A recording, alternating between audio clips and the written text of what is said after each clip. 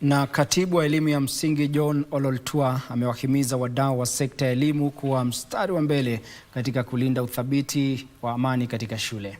Akizungumza katika shule ya Hema Chitago Senior iliyoko Masaba Kusini, kaunti ya Kisii, katibu huyo aliangazia juhudi ambazo serikali imeweka ili kuboresha mazingira ya ukufunzi na utoaji rasilimali kupitia kuongezwa kwa ufadhili wa masomo.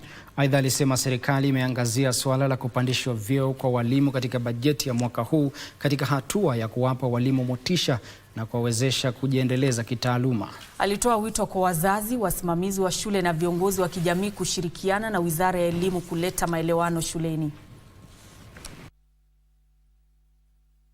Ni mambo ya walimu.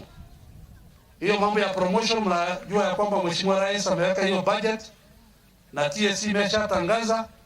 Tutatembea pamoja na TSC tuone kile tunaweza kuwafanyia. Ombi langu tu ni moja, ya kwamba tushikane pamoja, amani ikuwe katika mashule yetu, tabia nzuri ikuwe katika mashule zetu, na mambo ya kusoma vizuri.